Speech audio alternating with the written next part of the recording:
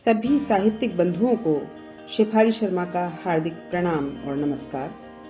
मैं इंद्र की कलम से के साहित्यिक संसार में कथा श्रृंखला के अंतर्गत आज आपके लिए लेकर आई हूँ श्री कमलेश्वर की एक कहानी कर्तव्य। ऐतिहासिक पृष्ठभूमि पर आधारित ये कहानी छत्रपति महाराजा शिवाजी के एक सैनिक की कर्तव्य निष्ठा पर आधारित है। तो आइए सुनते हैं कहानी कर्तव्य। शाही हरम की बेगमों की डोलियां बीजापुर से दिल्ली की ओर जा रही थी। रास्ता बीहड़ और सुनसान था। रास्ते में मराठा महाराजा शिवाजी का इलाका तो पड़ता ही था। सेना की अपने दुश्मन और अपनी दक्षता होती है, साथ ही अपनी अपनी नैतिकता भी। यह सही है, मराठा महाराज शिवाजी और दिल्ली के मुगल शासकों के बीच भयानक शत्रुता थी, परंतु शत्रुता के चलते कुछ ऐसे नैतिक नियम भी थे जिन्हें किसी भी दशा में तोड़ा या मरोड़ा नहीं जा सकता था। शाही हरम की जो डोलियां जा रही थीं, उन्हीं में गौहर बानू भी थी। उसे देखकर सरदार मीना जी का मन विचलित हो गया। वे उधर बढ़े और जाते हुए काफिले की उस डोली को रोकना ही चाहते थे जिसमें गौहर बानू बैठी थी कि तभी सैनिक जादव रामचंद्र ने मीना जी के इरादे को भांप लिया। उसे लगा कि यह तो मराठा सेना के नैतिक नियमों के विरुद्ध होगा कि मुगल शाही हरम की डोलियों को रोककर किसी स्त्री पर अत्याचार किया जाए। गौहर बानू वैसे तो मराठा सेना की छावनी देखकर स्वयं सतर्क हो गई थी कि तभी जादव रामचंद्र अपनी टुकड़ी के साथ सरदार मीना जी के इरादों के प्रतिकार के लिए दौड़ता हुआ गौहर बानू की डोली के पास पहुंचा। गौहर बानू चौकन्नी तो थी ही, उसने अवसर पाते ही रामचंद्र के पेट में छुरी भोंक दी। आह बहन, तुमने मुझे गलत समझा। पेट के घाव को दबाता हुआ कराहता जादव रामचंद्र बोला। गलत समझा सैनिक? वह बोली। हाँ बहन, आह गलत, आह। वह छटपटाते हुए क्षीण स्वर में बोला, हाँ गलत। दुश्मन सैनिक से हिफाजत की उम्मीद। दुनिया कहती है कि मरते समय इंसान के ओठों पर सच्चाई रहती है, पर तुम मरते समय भी झूठ बोल रहे हो। तुम नीच हो, काफिर हो। इतना कहकर उसने दूसरी छुरी भी फूंक दी उसके सीने में। लेकिन हम काफिरों के छत्रपति का यही आदेश है बहन। आह, यही आदेश है। क्या सुना नहीं तुमने? कहते कहते सैनिक का रहा और चीखा थी। मीना जी सावधान, इसके तन को हाथ न लगाना मीना जी, यह पाप होगा।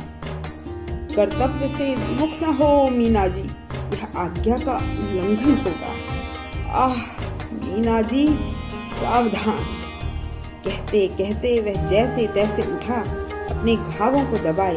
उसने एक हाथ से तलवार की मूठ पकड़ी और वह उस पर वार करना ही चाहता था कि पहले घाव से रक्त का निर्झर फूट उठा। वह गिर पड़ा, परंतु फिर चीखा, कलंक, यह कलंक लग गया। तुम कर्तव्य विमुख हो गए मीना जी। तभी दूसरा घाव भी फूट पड़ा। उसकी देह से रुधिर के 2 फव्वारे फूट पड़े, लाल लाल रक्त के, जो दूर तक पृथ्वी रंगते गए। वह बड़बड़ाया, कर्तव्य, और तभी उसका सिर झटके से गिर पड़ा। उसकी देह निष्प्राण होकर कंपन रहित पड़ी रह गई। बीजापुर पर आक्रमण की तैयारी हो रही थी। एक शिविर में बैठे सामंत सेनापति सभी गंभीर विचार विमर्श में तल्लीन थे। गुप्त सभा का समय हो रहा था। पास ही एक पर्वत कंदरा भी थी। वहाँ प्रकाश दृष्टिगोचर हो रहा था। पास ही जंगली वृक्ष खड़े थे। लंबी लंबी वनस्पति भी बढ़ रही थी। उस गहन निर्जन वन के मध्य एक पतली सी टेढ़ी मेढ़ी पगडंडी गई थी, जो दूर तक जाकर जंगल में कहीं विलीन हो गई थी। सब सचेत बैठे थे।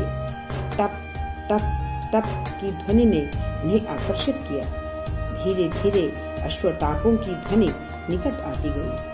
थोड़ी ही देर में वहां अश्व आकर रुक गए। उस वनस्थली में सैनिक चारों ओर से घेर कर खड़े हो गए। छत्रपति शिवाजी एक घोड़े से उतरे उतरकर गुफा की ओर चल दिए। सेनापति तथा सैनिक उनका अनुसरण करते हुए ज्ञात स्थान की ओर बढ़ चले। वह गुफा भीषण सी थी। टेढ़ा मेढ़ा गोल आकार सा उसका दरवाजा था। पत्थरों की ऊंची नीची कटानों से पता चलता था कि वे पत्थर कितने कठिन हैं। गुफा के मुख पर एक पत्थर पर बाघ चर्म बिछा हुआ था। छत्रपति शिवाजी उसी पर बैठ गए। सैनिकों का समूह भी अभ्यस्त सा अर्धचंद्राकार में बैठ गया। तब शिवाजी बोले, वीरों, आप लोगों की क्या इच्छा है? जो छत्रपति की इच्छा, भवानी की इच्छा। मीना जी बोल उठे, कदाचित आप सबसे ऐसी आशा सदैव रही है और आज भी है मीना जी। छत्रपति शिवाजी बोले, यह तो प्रत्येक सैनिक का धर्म है छत्रपति। जादव रामचंद्र बोला, जादव, तुमसे भविष्य में कुछ आशाएं हैं, ऐसा ही उत्तर तुम्हें शोभा देता है। शिवाजी कहते गए, अच्छा तो वीरों, महाराष्ट्रीय सपूतों संभलो। अभी तक हमने छोटे छोटे राज्य ही जीते हैं, परंतु अब बीजापुर के नवाब मुल्ला अहमद को ठीक करना है। उसके राज्य में पिसती हुई प्रजा को कष्ट से बचाना है, उसका उद्धार करना है। उसके पास अकुल धनराशि भी है जो उसने अपनी प्रजा को चूस चूस और सता कर इकट्ठी की है। उससे हमारे आर्थिक संकट भी यथेष्ट समय के लिए दूर हो जाएंगे और बीजापुर की भूमि को भी हम यवनों की दासता से मुक्त करा सकेंगे। वीरों, तुम माँ के सच्चे सपूत हो। तुम पर देश की कीर्ति अवलंबित है। तुम पर देश को गर्व है। तुम्हारे उज्जवल कार्यों से जननी की ख्याति है। तुम्हारे ही आचरण पर देश का उत्थान पतन है। वीरों, यह युद्ध धर्म युद्ध है। कर्तव्य के समक्ष दूसरे हित को स्थान न देना। इच्छा मनुष्य को कर्तव्यच्युत करने में कभी नहीं ठिठकती। इच्छा के वशीभूत न होना। वीरों, कर्तव्य के सामने यदि इच्छा को प्रोत्साहन दिया तो भूल होगी। सैनिकों, गुरुतर भूल। इच्छा लिप्त रहने में यदि विरुद्ध फल मिला तो क्लेश होता है, क्षोभ होता है और वही मनुष्य को उत्साहहीन बनाकर कायर बना देता है। कर्तव्य पालन को महत्व देना। कर्तव्य करके मिलने वाला संतोष हानि में भी सांत्वना प्रदान करता है। परंतु इस युद्ध में मैं तुम्हारे साथ न रह पाऊंगा। तुम्हारे साथ तुम्हारे कुशल वीर सेनापति आबाजी सोमदेव होंगे।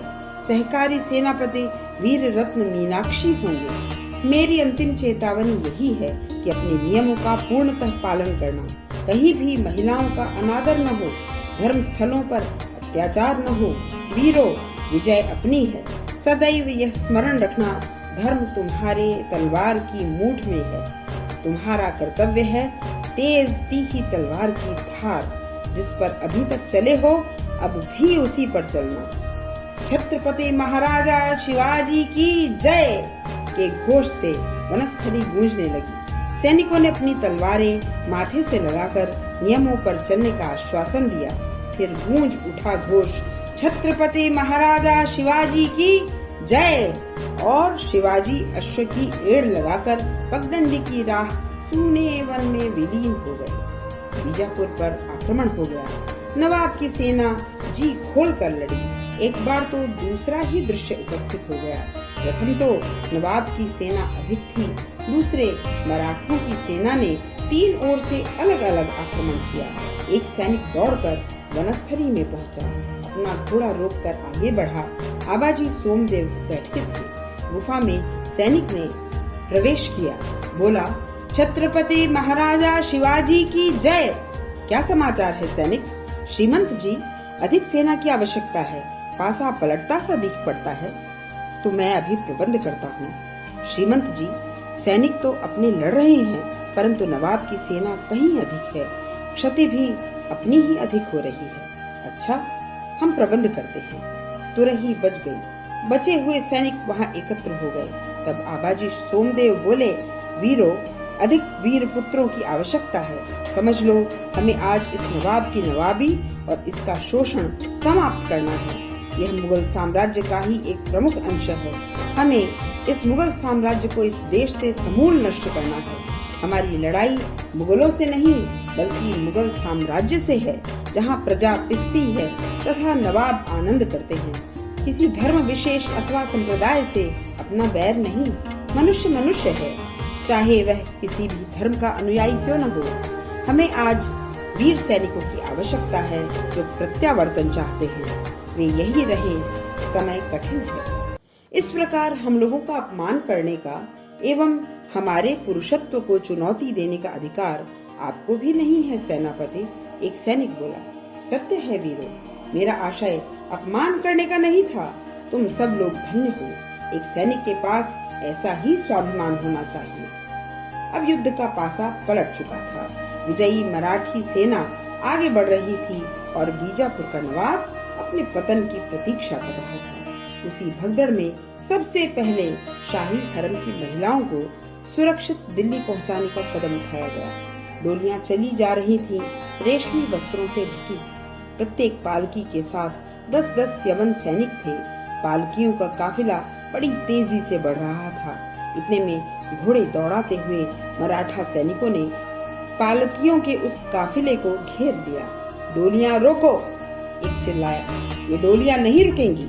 एक मुगल सैनिक ने उत्तर दिया और अपनी कमर से तलवार खींच ली।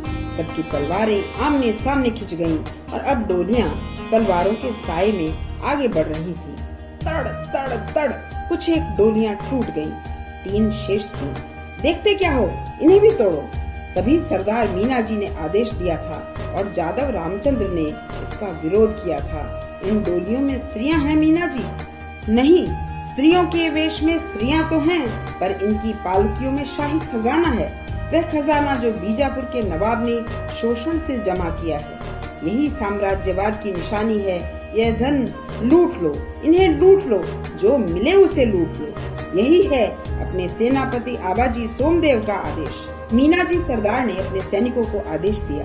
जादव रामचंद्र ने यह देखकर सोचा कि छत्रपति महाराजा के आदेश का उल्लंघन होने वाला है। उसे याद आया, इन्होंने कहा था कर्तव्य के समक्ष दूसरे के हित को स्थान मत देना। इच्छा मनुष्य को कर्तव्यच्युत करने में कभी नहीं ठिठकती।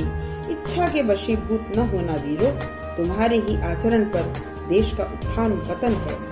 और तभी जादव रामचंद्र ने अपने सरदार मीना जी की लोलुप इच्छा देखकर उन्हें ललकारा था। सरदार सावधान, खजाने के नाम पर हम स्त्रियों का अपमान न करें, यही ठीक होगा। खजाना तो बाद में भी बहुत मिल जाएगा, पर महिलाओं के अपमान करने का जो कलंक हम पर लग जाएगा वह जन्म जन्मांतरों तक नहीं मिटेगा। कहते हुए जादव रामचंद्र गोहर बानू की रक्षा के लिए सरदार मीना जी के सामने छाती ठोक कर खड़ा हो गया था, परंतु गौहर बानू ने ही उसे गलत समझा था और पालकी के भीतर से जादव रामचंद्र पर छुरी से वार करके उसे घायल कर दिया था। उसने गौहर बानू को बताने एवं मीना जी को समझाने का प्रयत्न किया था, परंतु गौहर बानू विश्वास न कर सकी और उसने दूसरी घातक छुरी जादव रामचंद्र को भोंक दी थी और वह सैनिक अपना कर्तव्य पूरा करते हुए वहीं धरती पर निष्प्राण होकर गिर गया। उसने अपना कर्तव्य पूरा कर दिया था।